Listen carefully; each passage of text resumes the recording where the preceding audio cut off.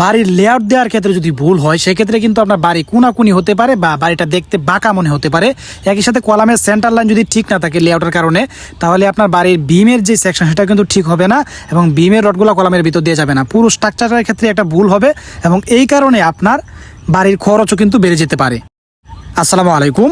বাড়ি করার ক্ষেত্রে সর্বপ্রথম ধাপ হলো বাড়ির লেআউট দেওয়া, হ্যাঁ, এবং লেআউট দেওয়ার জন্য পুরো ডিজাইন বইয়ের মধ্যে কিন্তু আলাদা একটা পেজই থাকে যে লেআউট দেওয়ার পেজটা, হ্যাঁ। তো লেআউট দেওয়ার মানে হলো আমরা কলামের সেন্টার লাইনগুলো ঠিক করা, বাড়ি যে কোন পজিশনে হবে সেটা পজিশনগুলো ঠিক করা, হ্যাঁ। এই জন্য কিন্তু আমরা বাড়ি করার ক্ষেত্রে সর্বপ্রথম ধাপটাই কিন্তু নির্ধারণ করি যে লেআউট দেওয়া। তো লেআউটের ক্ষেত্রে আপনার যদি ভুল হয় তাহলে কিন্তু অনেকগুলো সমস্যা আপনাকে ফেস করতে হবে এবং ভুল যদি যাতে না হয় সেই জন্য কিন্তু আপনাকে 2-3টা পরীক্ষা আছে, সেই সিস্টেমে কিন্তু আপনার পরীক্ষা নিয়ে করে নিতে পারেন যে আপনার লেআউটে যাতে ভুল না হয়, হ্যাঁ।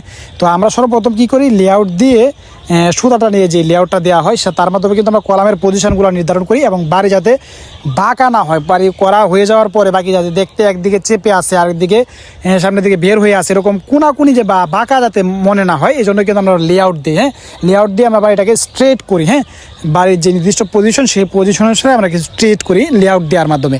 তো লেআউট দেওয়ার যদি আপনার ভুল হয় তাহলে কী কী সমস্যা হয় সেটা বলি। 1 নম্বর পজিশন সবসময় যদি আপনার লেআউটে ভুল হয় তাহলে আপনার দেখা যাবে যে লেআউটের যে ভুল যদি হয় তাহলে আপনার দেখা যায় যে বাড়িটা কোনাকুনি হতে পারে, এটা তো একটা সমস্যা। দ্বিতীয়ত আপনার বাড়ির কলামের সেন্টার লাইন কিন্তু ভুল হতে পারে এবং কলামের সেন্টার লাইন যদি আপনার ভুল হয় সেক্ষেত্রে আপনার দেখতে হবে যে আপনার বিমের রডগুলো কিন্তু কলামের ভিতর দিয়ে যেতে হয়। আর আপনার যদি কলামের সেন্টার লাইনই ভুল হয়ে যায় সেক্ষেত্রে আপনার কি হবে, বিমটা সঠিক অ্যালাইনমেন্টে হবে না এবং সঠিক অ্যালাইনমেন্টে না হওয়ার কারণে বিমের রডগুলো কিন্তু কলামের ভিতর দিয়ে যাবে না, হ্যাঁ।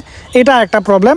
এবং তৃতীয়ত আপনার একটা প্রবলেম হলো যদি এই কলামের লেআউটে প্রবলেম হয় এবং কলাম পজিশনিং যদি ভুল হয় সেক্ষেত্রে আপনার দেখা যাবে যে আপনি যেই অনুসারে ডিজাইন করেছিলেন কলামের দূরত্ব ধরে সেক্ষেত্রে দূরত্ব কম বা বেশি হয়ে যেতে পারে এবং যে লুড অ্যানালাইসিস সেটা কিন্তু লুড ডিস্ট্রিবিউশনটা কিন্তু ভুল হবে এবং এই কারণে কিন্তু আপনার পুরো বিল্ডিংটার মধ্যে লুড ডিস্ট্রিবিউশন ভুল হওয়ার কারণে পুরো বিল্ডিংটাই কিন্তু ফেইলুর বা ক্র্যাক আসতে পারে, হ্যাঁ।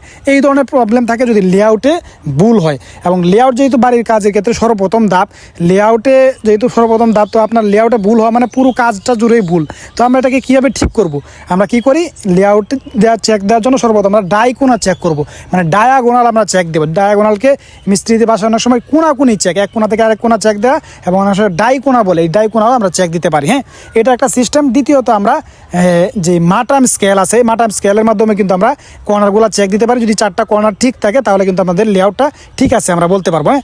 আবার অনেকটা একটা সিস্টেম আছে যে 3-4-5, একটা পিথাগোরাস উপপাদ্যের মতো 3-4-5 যদি ঠিক হয় তাহলে ওইভাবে কিন্তু আমরা করতে পারি। ওটা একটু কঠিন সিস্টেম, তবে আমরা যদি সহজভাবে সবাই বোঝার জন্য বলি তাহলে আমরা যদি ডাইকোনা কিংবা কোনাকুনি চেক দিই, হ্যাঁ, বা ডায়াগোনালগুলো চেক দিই একটা বিল্ডিংয়ের, ঠিক আছে, কোনাকুনিভাবে 2টা লাইন যদি সমান হয় তাহলে কিন্তু লেআউটটা ঠিক আছে আমরা ধরে নিতে পারি।